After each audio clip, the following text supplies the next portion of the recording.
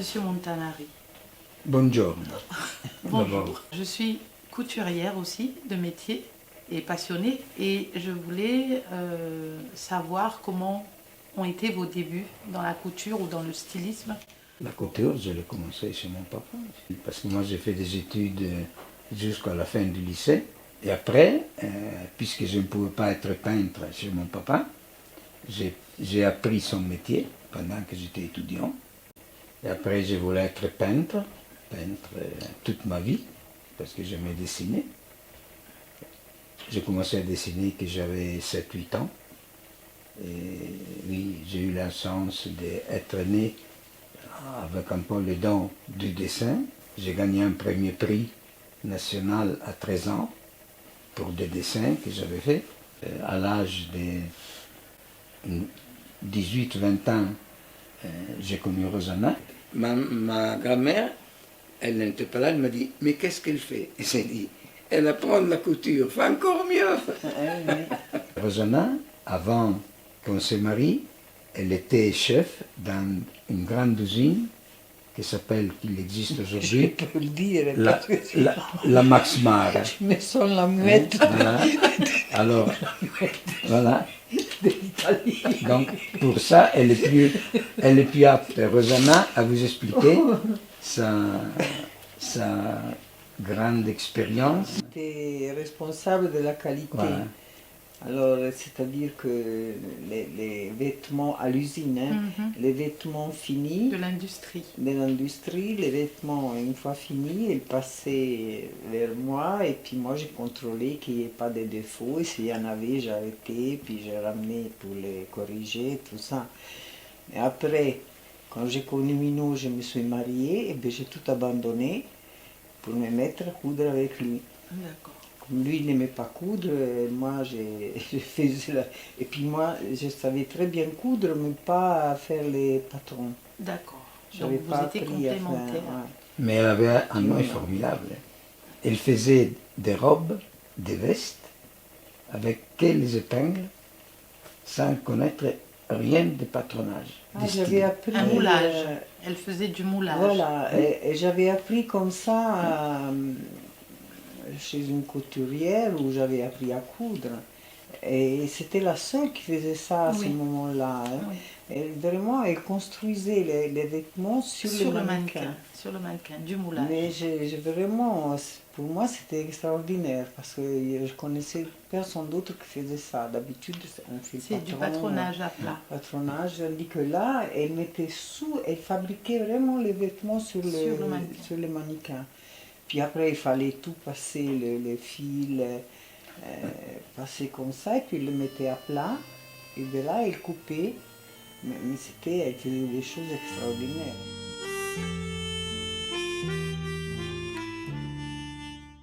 J'ai travaillé avec mon papa et après nous avions le même caractère, donc on s'aimait beaucoup, mais c'était difficile de travailler ensemble.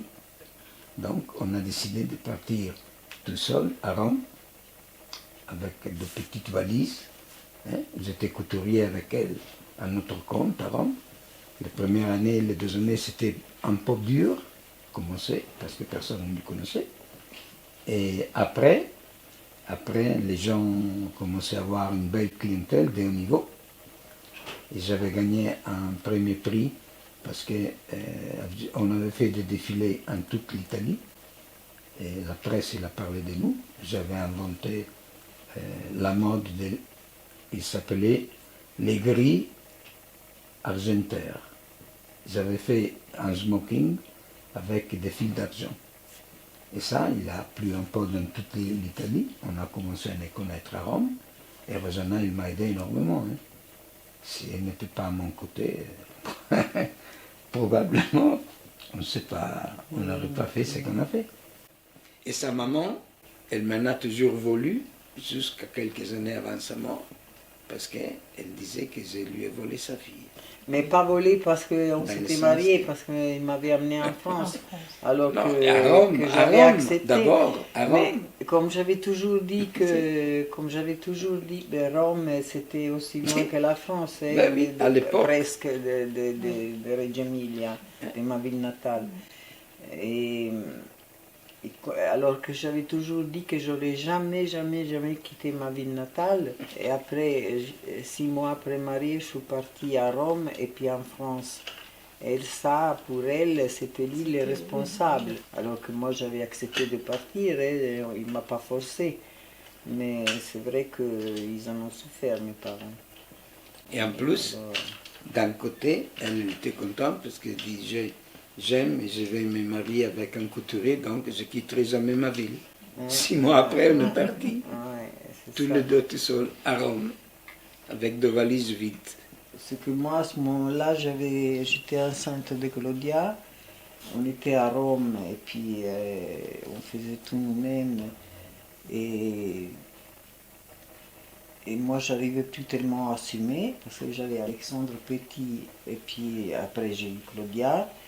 Et c'est vrai que comme j'ai manqué beaucoup à l'atelier, il a eu des propositions qui étaient assez intéressantes. Alors il a pensé, il vaut mieux même conseiller par son père et sa famille. Et il a dit, il vaut mieux que j'ai un salaire sûr, et puis Rosanna, elle pourra s'occuper de la famille et des enfants et tout ça. C'est vrai que ça aurait suffi de prendre quelqu'un qui nous aidait pendant une période, et puis après j'aurais repris à assumer. Hein, mais les hommes ont décidé comme ça. C'était comme ça hein, à mon époque. Maintenant ça a changé, hein, heureusement. Mais c'était comme ça. Les hommes ont décidé comme ça, et puis ça devait se passer comme ça peut-être. J'étais à Rome, nous étions à Rome. J'ai travaillé aussi quelquefois pour le Vatican, après j'ai abandonné cette chose-là, et toujours à l'âge de 80 ans, je peux vous dire que l'époque qu'on a fait, c'était grâce aussi à Rosanna. Ouais. Sur tous les domaines, je me sentais sûr d'affronter tout seul, tous les deux, pas seulement accompagné. Effectivement, c'était un soutien moral et professionnel aussi. Et j'ai accepté de travailler pour des grandes griffes. Donc, d'abord en Italie, j'ai travaillé pour la Pirelli, qui avait autour de 1500 ouvriers qui faisaient de l'haute couture, des hommes, femmes, gamins. Et Rosanna, à ce moment-là, elle était mon bras droit, elle a arrêté son activité. Voilà. Donc, moi, j'ai continué après. J'ai travaillé un peu dans toute l'Italie. J'ai travaillé pour Agnelli, la Fiat, qu'ils avaient de branches de haut niveau.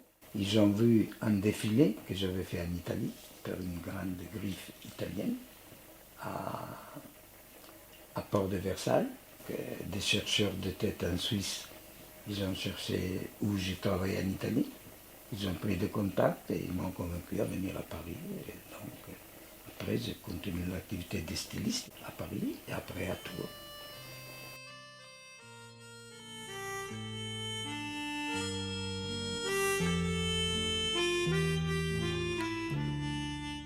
Il a commencé déjà à 7-8 ans, il faisait des dessins qu'on a gardés encore, des bandes dessinées, mais son père, il n'a pas voulu qu'il aille à prendre des cours de dessin parce qu'il disait que c'était pas un métier qui permettait de vivre. Alors il a toujours fait un petit peu en cachette.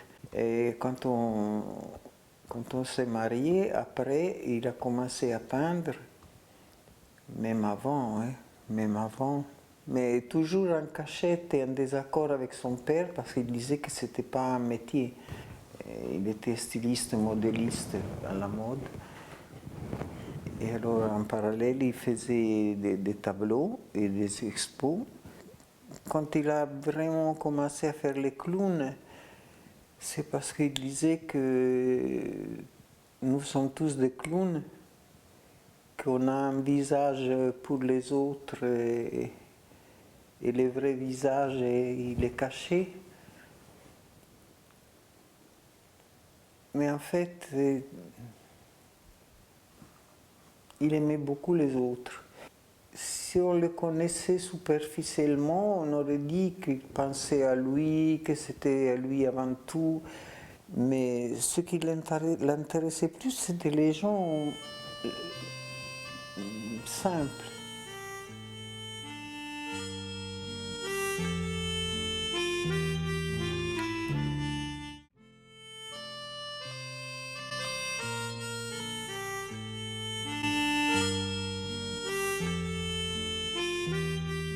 Moi, j'ai désobéi à mon papa qui m'avait dit ne te marie pas avec lui. Et pourtant, j'ai désobéi. On se disputait tout le temps. Alors, il disait, je t'offre une robe la plus belle si tu le quittes. Et moi, j'ai désobéi. Mais c'est bien de désobéir aussi. Hein.